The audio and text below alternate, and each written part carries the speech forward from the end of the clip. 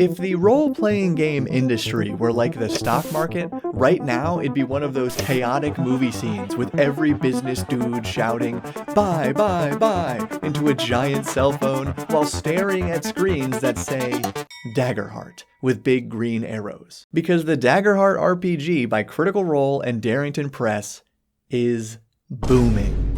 The game sold out on their own website during launch week, so they had to remind people they can maybe still find it at local game stores or get it on Amazon, where it is currently the #1 bestseller in fantasy gaming. Checks notes before it's even released on Amazon.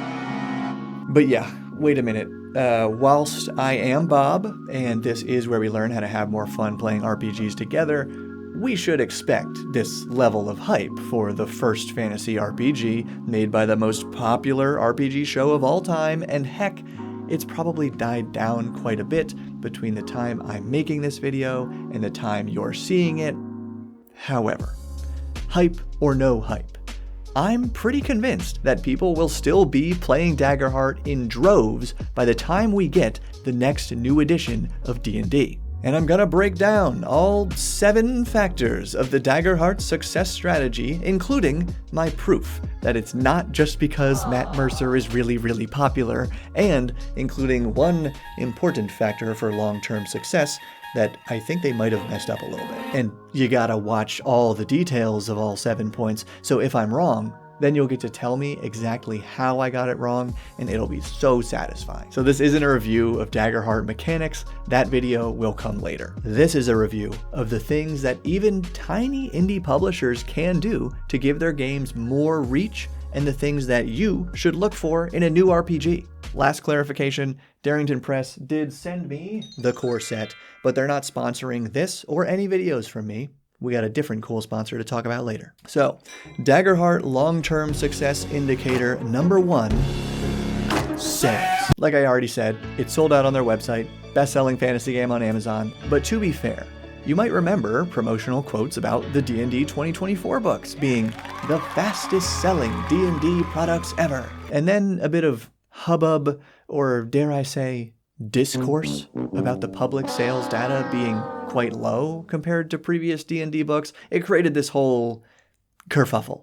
Likewise, nobody has or will ever have the full picture of Daggerheart's sales. So on this topic, I just want to highlight the sheer value of the Daggerheart core set that is helping this game get onto a lot of tables. It's $60 at full price for all of the core rules in one book, over 300 pages, and that includes the box of 279 beautifully illustrated cards. Entire game at good price?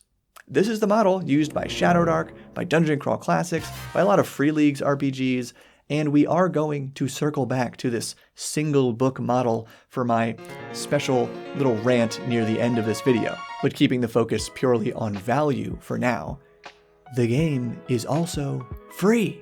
Daggerheart Success Exhibit B, free core rules and stuff. Yeah, even if you can't buy the book or you just want to check out how the game runs before purchasing it, you can download this free, non-illustrated version of the core rules, about 130 pages, all the cards from the core set, as well as a bunch of maps and setting material and handouts and more. They're even making an awesome free card maker tool that lets you use their artwork and trade dress to create your own Daggerheart homebrew. But most importantly here, though often underrated, you can download a free quick start adventure that teaches the game master and players how to play the game while playing it. It blows my freaking mind when publishers do not offer even a tiny sample adventure for free, because any quick start adventure is huge for taking a reader of your game's core rules and easily turning them into a GM who will actually run it and thus introduce more people to your game, getting it on more tables. Now, before we talk about the eyebrow-raising flip side of this free system reference document that could either make or break this game's longevity, let's talk about ensuring your own campaign's longevity. With these cards, man, these beautifully illustrated cards really give Daggerheart staying power at your table. And it's tempting to call this Part X for the X card, but that's different. So for one, it's just easier to pass around cards than for a player to hastily copy notes from the GM's book or for the player to buy their own book, especially considering that only 2 days after releasing on Amazon, Daggerheart has sold out there too. Might lose that best-selling spot now if they literally can't sell any more books. But 2, just like the dice in most RPGs, these cards create an anchor. It's like a teaching tool, something that beginner players can tangibly grasp and make associations with as they come to grasp the game. This is why D&D will also be using cards in their upcoming starter set.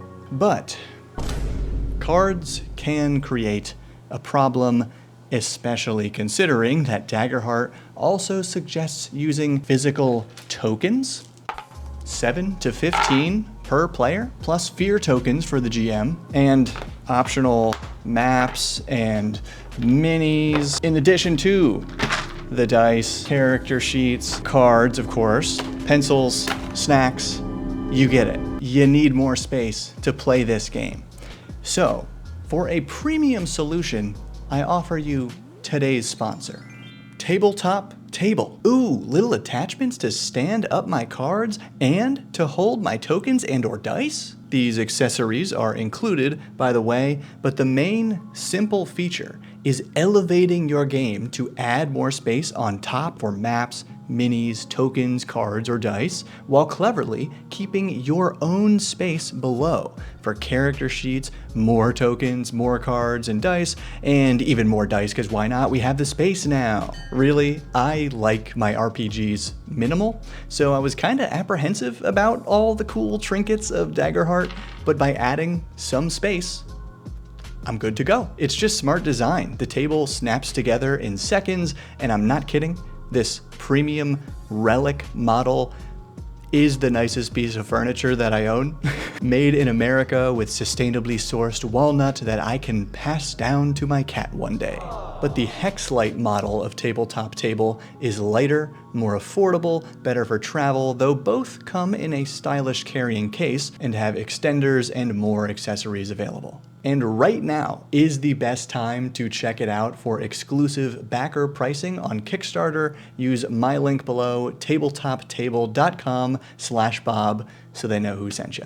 All right, Daggerheart Success Strategy, Part 3, Third-Party Publishing. You, me, and anybody who wants to can use any of the content in the free system reference document to not only publish, but also make money off our own Daggerheart compatible works thanks to the Darrington Press Community Gaming License. Flat out, any new game that does not allow third-party commercial publishing, dead on arrival. That's why MCDM created a license for Draw Steel before their game is even done. However, it is an accessible license that builds a self-sustaining community of indie publishers and game masters supporting each other and playing your game for years to come. That's why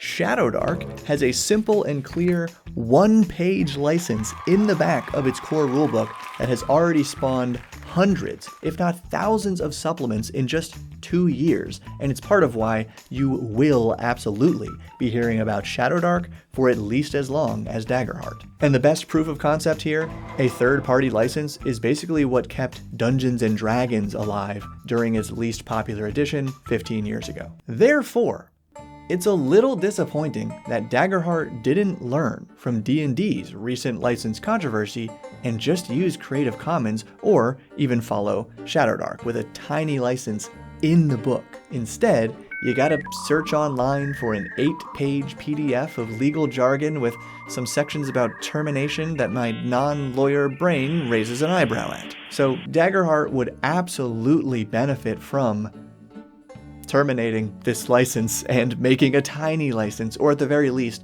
giving us a breakdown of how it works. And on that note, Daggerheart Success Procedure, Step 4.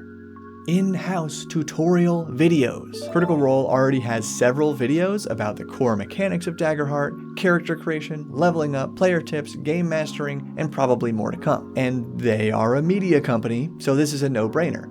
But if you'll allow me to rant for a second, not even the special little rant I promised, we'll get there soon.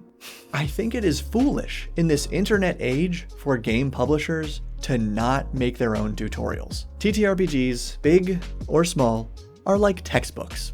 And when publishers just let random people on the internet be the primary teachers and ambassadors for their game, it means that whatever I say in a video about some indie RPG might be your first and only impression of that game, for better or for worse. So I'm not saying every game designer also needs to be a YouTuber. I'm saying publishers who don't devote any time or effort to onboarding outside of their book are taking a risk. All you need is a phone. And in Critical Role's case, this makes their YouTube channel an amazing one-stop shop for all things Daggerheart. And yeah, this is the one you've been waiting for, Daggerheart Success Tactics Section E for the easy one. Critical Role is really, really popular. Play Dungeons & Dragons. Yeah, who could have guessed that having the most popular RPG show of all time and being, one of the most famous game masters of all time, it's a nice position to be in when you publish your own game. But it is not the end-all be-all of why Daggerheart is popular and will last. And I can prove it. What if I told you Daggerheart isn't Matt Mercer's first RPG? Yes, allow me to be your first and only impression of Open Legend. Open source RPG and Amarea's Dawn setting. This game made a cool 100K on Kickstarter in late 2016, promising narrative gameplay, a variety of genres, fun dice mechanics, free commercial use, written by Matthew freaking Mercer and Ed freaking Greenwood, creator of the Forgotten Realms. And I only learned about this game when I was researching every TTRPG Kickstarter of the last 10 years. So why didn't this game, with Matt Mercer at the helm, take off like Daggerheart is now? Quite simple. Daggerheart's success, point 6, timing. I already referenced the D&D license controversy of 2023, and you probably know that Daggerheart was one of several fantasy games announced in the wake of that event as indie publishers of all sizes scrambled to gobble up the goodwill sundered by the publishers of D&D, Wizards of the Coast. But many people seem to ignore the fact that the OGL controversy only accelerated a trend that was already in motion. After about Van Richten's Guide to Ravenloft in 2021, there was less excitement and more criticism around each D&D release. Oh yeah, I'm sure you in the comments loves Fizban's Treasury of Dragons, but no one else ever seems to talk about it. Then Strixhaven got a lot of discussion, but mostly about how silvery barbs ruined hundreds of people's campaigns. Then Mordenkainen's Monster of the Multiverse was a reprint that killed Xanathar's Guide and Volo's Guide, easily two of the best 5e books, and Spelljammer.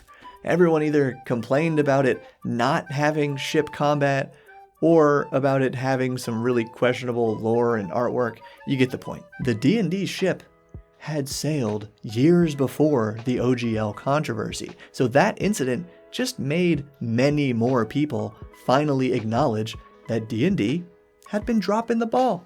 Other games are producing cool stuff, and after nearly 10 years fiddling around with the same game, people just wanted to try something new. So sure, 10 years from now, Daggerheart may well be fading into the background, but I would be shocked if we do not have a new edition of D&D 10 years from now. I think the only reason Wizards would wait that long is so D&D 6th edition can come out at the 60-year anniversary of D&D. And when that day comes, here's my little rant, you ready? When that new edition of D&D comes out, I would love to see Dungeons & Dragons follow the 7th principle of Daggerheart's success, also seen in hundreds of other games.